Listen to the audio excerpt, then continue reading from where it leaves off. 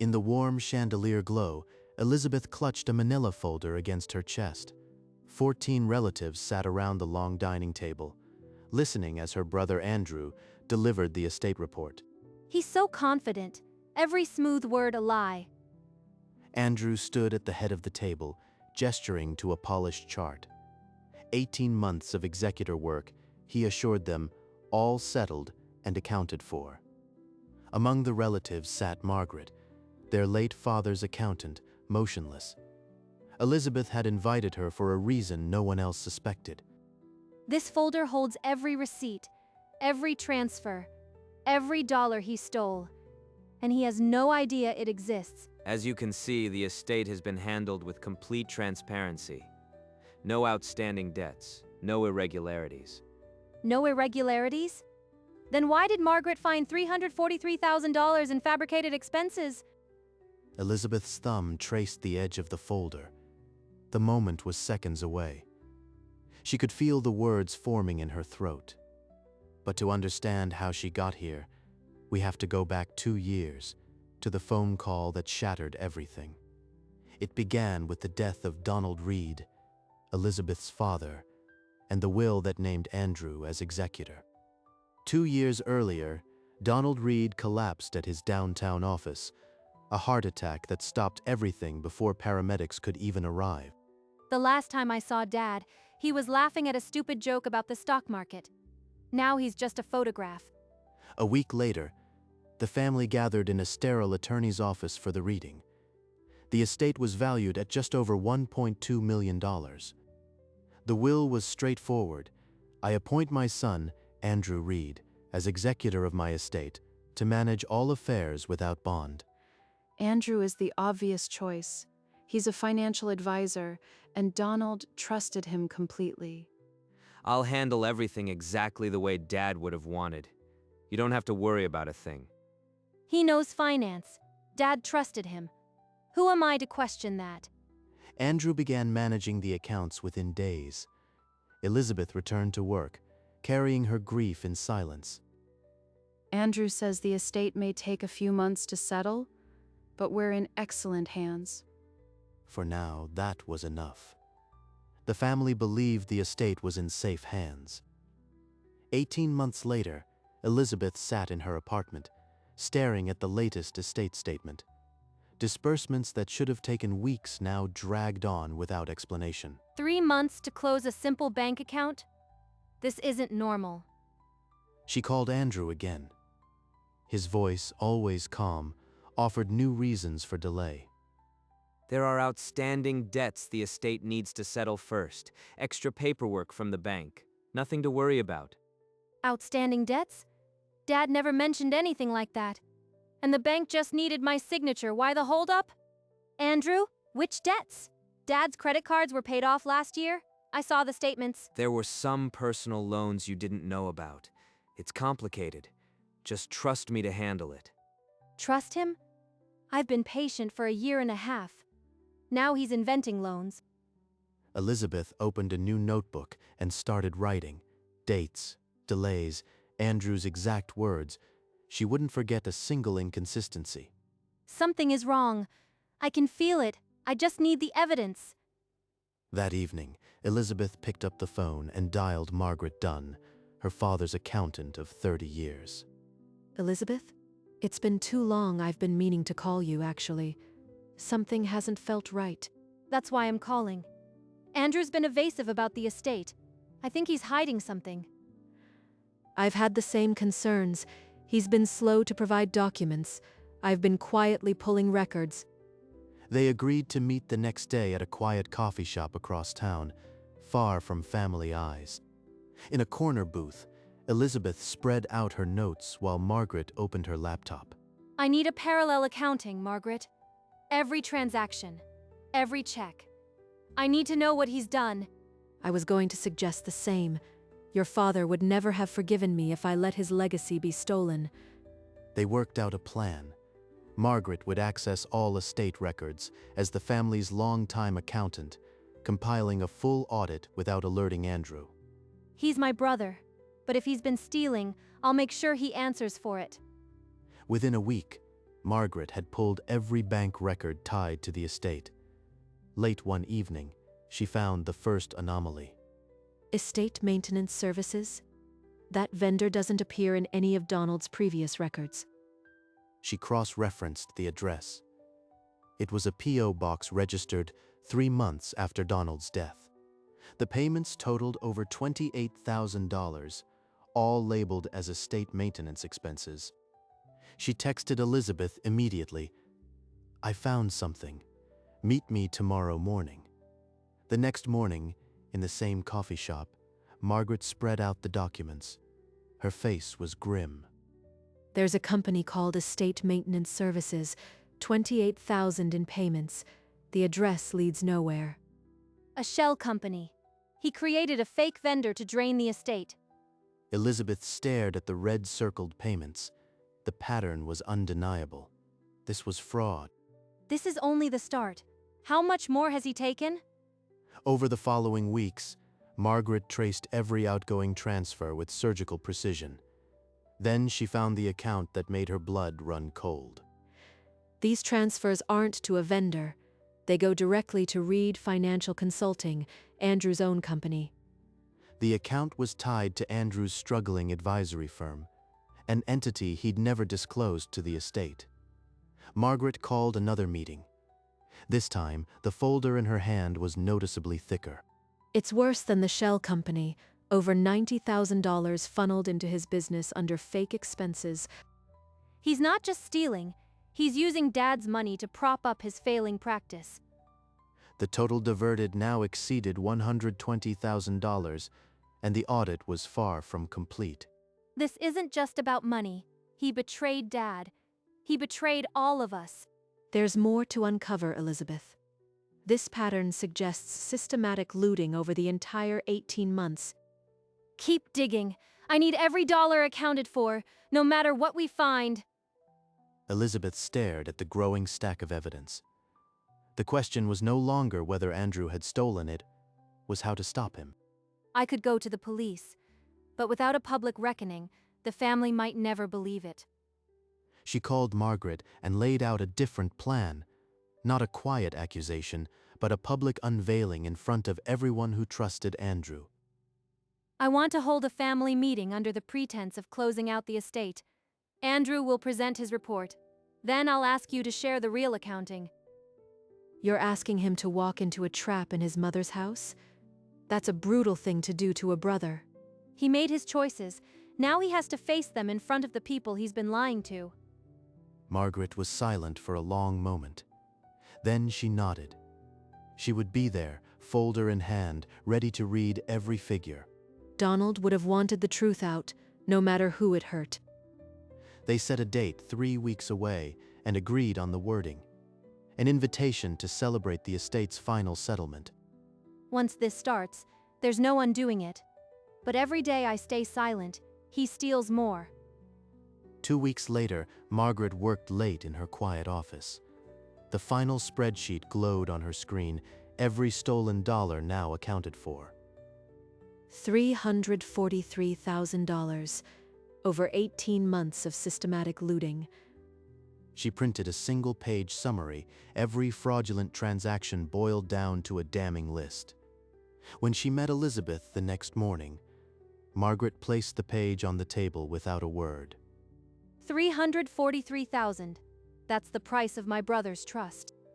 The page listed everything: the shell company, the business transfers, the fabricated maintenance charges. All of it. I've attached supporting documents for every entry. The case is airtight, Elizabeth. Elizabeth slid the page into the manila folder and closed it. The weight of it felt like a weapon. In 3 days, the whole family will see this, and Andrew will have nowhere left to hide. She tucked the folder under her arm and walked out into the cold afternoon. The countdown to the family meeting now measured in hours. That evening, Elizabeth sat at her desk and began dialing numbers. Her voice was steady, but her hand trembled slightly on the receiver. Uncle Robert, we're holding a family gathering at Mom's to formally close out the estate. Andrew will present the final report. Her mother, Carolyn, answered on the second ring. Her voice was bright with anticipation. Oh, what a wonderful idea. Finally, we can all breathe easier. Andrew has worked so hard on this. Elizabeth dialed Andrew last. She kept her voice casual, almost praising. I think that's a great idea, Liz. I've been meaning to walk everyone through the numbers. It'll be a celebration. Exactly. Saturday at 4 o'clock. Then, Mom's so excited, we all can't wait to put this behind us. She hung up and circled the date on her calendar. The trap was fully baited. He has no idea. He thinks he's walking into a victory lap. Only 3 days remained. The manila folder sat on her dresser, its secret growing heavier with every passing hour. The afternoon before the meeting, Elizabeth's phone buzzed with a call from Margaret. Her voice was tight, urgent. Elizabeth, I just checked the estate account. There's a new wire transfer, $50,000 initiated this morning, to Andrew's firm. He's still stealing. The day before he presents a clean report. She told Margaret to include it in the audit page, then hung up. An hour later, her phone rang again. Andrew. Hey, Liz. Just going over the final slides for Saturday. Everyone still comfortable with how things wrapped up? Absolutely, we're all just eager to have closure, Andrew. You've done a great job. There was a pause. When Andrew spoke again, his tone carried an unfamiliar, jagged edge. You've been unusually quiet lately. No more questions about those debts. I was starting to think you'd uncovered something. He's fishing. He doesn't know, but he's close to panicking. She laughed it off, said she'd just been busy. After hanging up, she walked to the kitchen, struck a match, and held it to a blank page until the edges curled and blackened. The time for doubt had burned away. Saturday morning arrived gray and still. Elizabeth stood in her bedroom, a framed photo of her father in her hands. Today, I do the one thing you never could, Dad. I hold him accountable.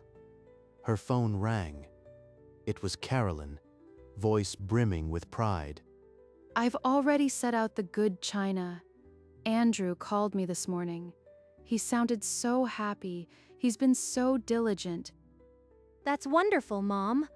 I'll be there soon. She has no idea. No one does. She set the photograph down beside the manila folder, then glanced at the clock. 3 hours. By late afternoon, Elizabeth was driving through the winding neighborhood toward her mother's house, the folder on the passenger seat. Every stoplight feels like a chance to turn back, but I won't. She pulled into the driveway, the colonial house glowing with warm light. Cars already lined the curb. The guests had arrived. Elizabeth stepped out of the car, the manila folder pressed under her arm. The evening air was crisp, the house windows golden with welcome. She knocked, and the door swung open. Uncle Robert pulled her into a rough hug. There she is. Come in, Lizzie. Your mother's been talking about this all week. Inside, the hallway was lined with family photographs. Laughter echoed from the dining room. Minutes later, Andrew's car pulled up. He stepped out with Jessica, his arm around her, both smiling. Mom, the house looks beautiful. Tonight's going to be a great night. The last to arrive was Margaret. She walked up the path alone, her own manila folder held tightly. Elizabeth spotted her through the doorway and moved to greet her. No words were necessary. Margaret gave a single nod. We're ready. The dining room was full. 14 relatives chatted around the long table, the chandelier dimmed to a warm glow. Andrew stood at the head, ready to begin. Andrew raised a small remote. A polished slide appeared on the screen behind him. He began with practiced ease. After 18 months, I'm happy to report the estate is fully reconciled, all claims settled, all assets accounted for. Elizabeth's hand moved slowly toward the edge of the manila folder on her lap. He's reciting every lie like it's gospel. And they're all believing him. Carolyn leaned forward, her eyes shining, hands clasped under her chin. Oh, Andrew, you've handled everything so beautifully. As you can see, everything is in perfect order. The estate is closed cleanly, with no outstanding liabilities. In order. He just stole $50,000 this morning. A few relatives nodded approvingly.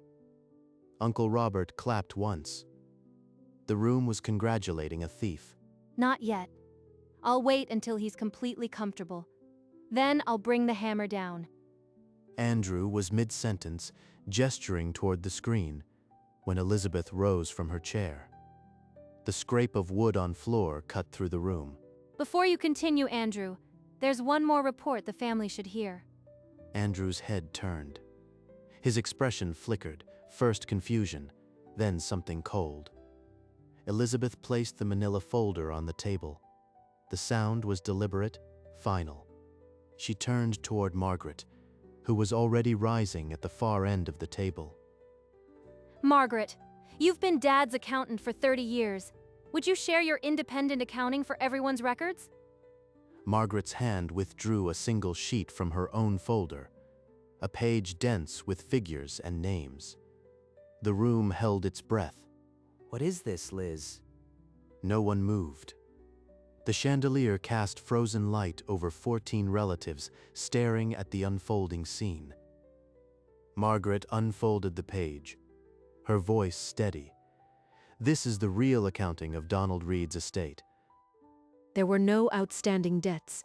Instead, $343,000 in fabricated expenses funneled into accounts controlled by Andrew Reed. The words landed like a physical blow. Chairs creaked. Someone gasped. $343,000 to his own company? Let me see that. Jessica pressed both hands to her mouth, a sob escaping. Mascara streaked her cheeks. No, this can't be right. Andrew, tell them it's a mistake. Andrew didn't answer. He stood frozen, his face the color of ash. Carolyn's hand crept to her throat. Her gaze moved from the page to Andrew, a lifetime of trust shattering in seconds. The audit page passed from hand to hand.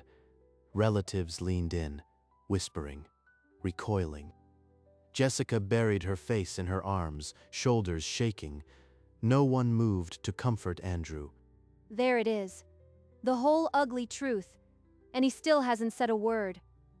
Carolyn pushed her chair back, the legs scraping against the floor. She rose slowly, one hand braced on the table, and faced her son. Andrew Reed, look at me. Is what Margaret just said true? Did you steal from this family? The silence stretched. Andrew's mouth opened, closed. Sweat traced a path down his temple. Yes, it's true, all of it. I skimmed money for months, the fake vendor, the business transfers. I couldn't stop. A collective gasp swept through the dining room. Uncle Robert slammed his palm on the table. He admitted it. Publicly. Every lie undone with 2 words. Andrew slumped into his chair as though the confession had drained the last strength from his body. My son, you stole from your own father's grave. Elizabeth's eyes glistened, but her chin stayed raised. The weight of the truth settled over them all, irreversible and raw. Call the police. $343,000 doesn't just disappear. He needs to be in handcuffs tonight. Elizabeth raised a hand, and the room stilled. Her voice cut through the chaos, quiet, but absolute. No one is calling the police. Not yet. She reached into the manila folder and withdrew a second document, a draft settlement she'd prepared with Margaret weeks earlier.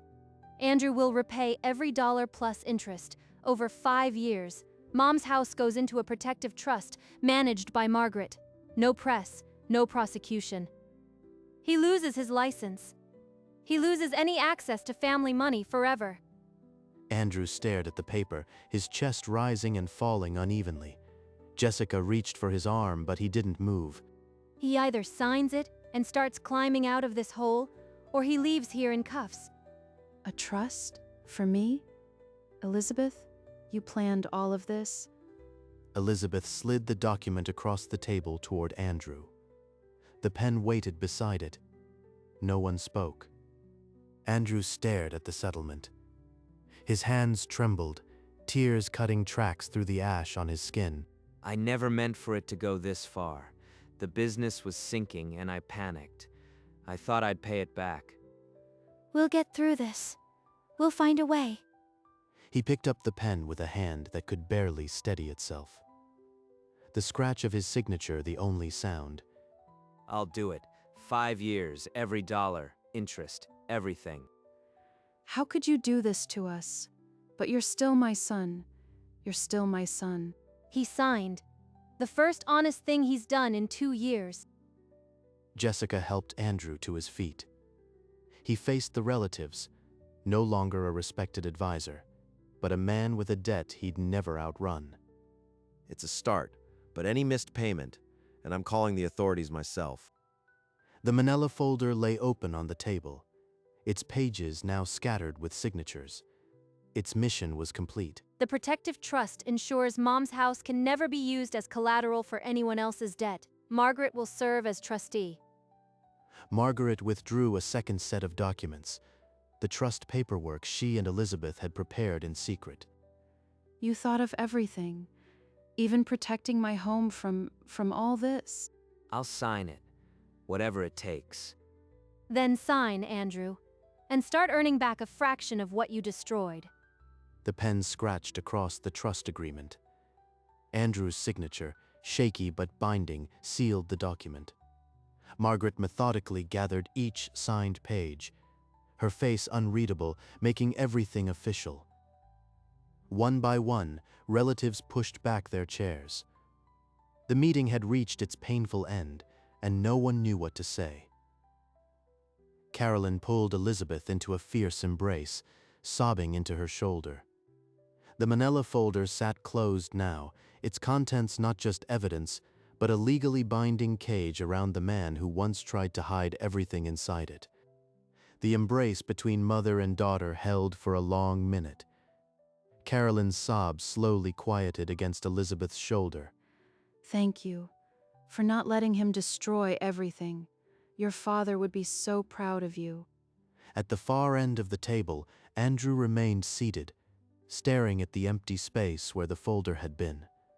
Jessica stood beside him, her hand limp at her side. They'll never look at me the same. Not Mom, not Jessica, not anyone.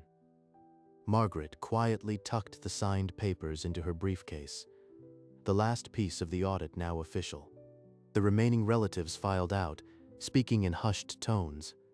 The dining room, once warm with applause, now felt like a morgue. I did what I had to. So why does Victory feel this empty? Carolyn took Elizabeth's hand, and together they walked toward the hallway, leaving the wreckage behind. Andrew remained motionless, the only soul left at the table, his empire reduced to a stack of signed confessions. Outside, the night air was cold. Elizabeth paused on the porch, the manila folder no longer in her hands, its weight finally transferred. Months later, a certified letter arrived for Andrew Reed. The State Board had reviewed the audit and revoked his financial advisor license permanently. I spent a decade building this. Now it's just a piece of paper that says I'm nothing. Margaret sat across from Carolyn in a sunlit attorney's office, executing the protective trust exactly as Elizabeth had designed. The house is secure, Carolyn. No creditor, no court, no one can touch it now. Your family's future is protected. Elizabeth drove past the old colonial one afternoon. The for sale sign was gone, the lawn trimmed, a quiet peace restored. He's paying it back, month by month. But the brother I grew up with, that person is gone. In her office, Margaret filed the manila folder in a locked cabinet. The evidence was now a permanent record, never to be opened lightly again. Donald trusted me with his family's future. I'll guard it until my last breath. Elizabeth sometimes still reached for the passenger seat out of habit, forgetting the folder was no longer hers to carry. But the weight had shifted from a daughter's secret burden to a family's unshakable shield. The morning mist clung to the cemetery as Elizabeth walked the familiar path, the manila folder pressed beneath her arm, empty at last. It's done, Dad. The money is coming back. Mom is safe, and Andrew will never touch our family again. She opened the folder, letting the morning light fall on its empty interior, and set it gently on the headstone. I kept my promise. I protected them. She turned and walked back along the gravel path, leaving the folder behind, its mission finally complete. By afternoon, a new folder sat on her bookshelf at home, closed and worn, containing only the signed settlement and trust agreements. Elizabeth lifted the framed photo of her father from the shelf, a real smile finally reaching her eyes. Outside, the colonial house stood under a clear sky, its windows reflecting the sun, no longer in shadow. In the garden, Carolyn pruned her roses beside Elizabeth, their laughter carrying on the breeze. The weight that had once crushed a daughter had finally become the strength that held a family together.